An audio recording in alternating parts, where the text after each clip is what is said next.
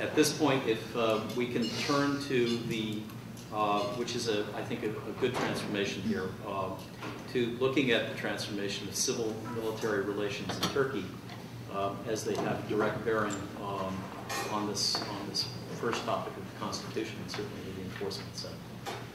Ersel, the floor is yours. Thank you. About 12 minutes, give or take, 1 or 2 extra.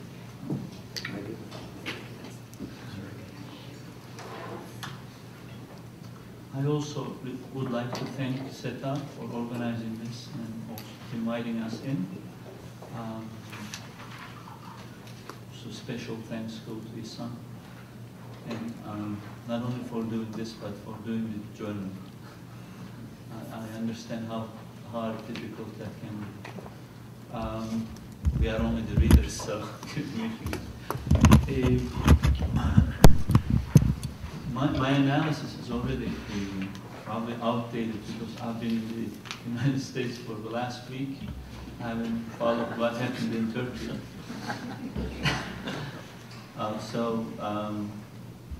Take my analysis with that caution. Really, I don't know what happened. So, if there are discrepancies, forgive me for that. The transformation of civil-military relations. Since we don't have a lot of time, the obvious question is it transforming? Yes, it's very much transforming. The follow-up question is, it is substantively transforming. So is transformation here to stay with us? That's what we need to talk about. But a lot of the science tell us that this we have been going through very structural levels of transformation, unless very unexpected turns take place for very, very unexpected and the events. We need to get used to the new paradigm in Turkish civil relations, and it is an evolving one. One quick note about the Turkish civil-military relations, that it has been a la turca for several reasons, but we can say all kinds of, I think, conventional things about it, but probably the biggest characteristic of the, let's call it, since this is about New Turkey, the old paradigm, that the armies, I think, treatment of politics, or armies' approach towards politics, was based on this very reactionary instinct that was developed probably at the end of the Ottoman Empire, when during the Balkan Wars, plus during the First World War, when the Ittihad and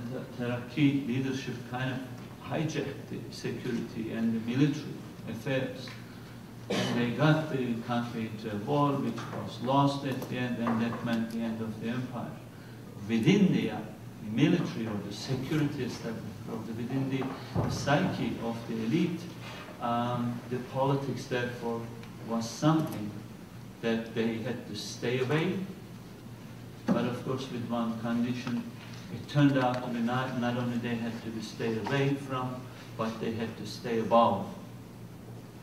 They had to stay above the politics as well. So staying away from it would have been maybe okay, if it had gone in but the certain conditions made it, put it in a way that they had to stay above the politics. So that continued for a long time, and I mean there's so many people, so many elements to blame for that, and that doesn't really exclude civilians at all. So Turkish civil paradigm is the old one, is the product of everybody, not just the soldiers.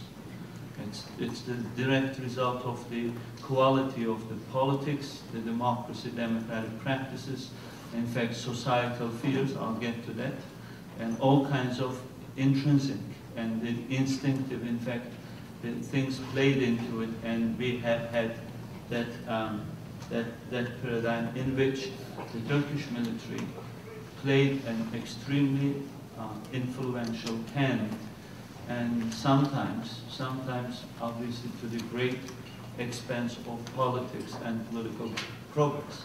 But that again is debatable, because many still in the country think that all those even interventions might have had some type of even positive impetus in the country's long-term trajectory. How is it really? The real interesting question, how is it really transformed? You know, when we look at all the similar paradigms in the world, these changes don't come really that easy, particularly in the case of Turkey. That doesn't fit any other paradigm. It doesn't fit the European one, it doesn't fit even the Latin American one. A lot of people, by mistake, I think, they are confusing it with Latin American similar paradigms. That's not the case. Latin American armies are the least popular institutions, and they still do coup, and they try to remain in power. The Turkish military is not like that at all. Even at the worst times, it still ran some of the highest kind of popularity among the society. It doesn't fit, for example, the former Soviet paradigm that the military was basically the party's army. That might have maybe resembled a little bit in the 1930s, when the party and the military, you know, the ruling party and the state was very deeply linked, but it doesn't fit. It doesn't fit, obviously, the American paradigm, where there's hugely broad professionalism. So how that old paradigm has been able to transform itself. A lot of people, depending on where they are looking at, they kind of give the credit to all kinds of different entities. Obviously, the elements that his son was referring to in this new Turkey thing, the intellectuals, you know, the politicians, civilians, that energy has a lot to do with it, that push. But I think the more critical input hasn't been one of those. The more critical input has been the will from within the military. And that's most of the time kind of not dismissed, but kind of overshadowed. Within the military, one of the things as we researchers, I think, particularly those who research Turkish military or civil issues, it looks like now in retrospect we made a mistake of treating Turkish military as 100% unitary and very, very single voice. That it looks like that has never been the case. It appeared that way, but there were deep-seated different perceptions of politics, images of the country, which became even more and more visible after the February 28 process. February 28 was a very problematic period, not for Turkey, but very much for the military, it looks like. That it was not a very comfortable and single-handed, in fact, policy of the military. There were a lot of even internal resentments, and it was not even extremely hierarchical, believe it or not. Now we understand in retrospect. There were strong, powerful cliques, and at the top, of course, but they kind of forced the agenda, and then the institution, in the name of unity and hierarchy, which is very normal in such organizations, basically followed. But what happened, of course, because it was not a smooth process, because it was very chaotic, and it had all kinds of democratic, non-democratic defects in it. Along that process, I think the two lines of thinking within the military leadership has emerged even more so than it was. I call them gradualists and the absolutists. The absolutist thinking is this, basically, that until this Turkish society becomes somehow grown up and mature, then their politics and their life has to be guided and nurtured by a fatherly figure, and that is the state, as Levent was referring to, which is, of course, in the middle of it remains the military. And the military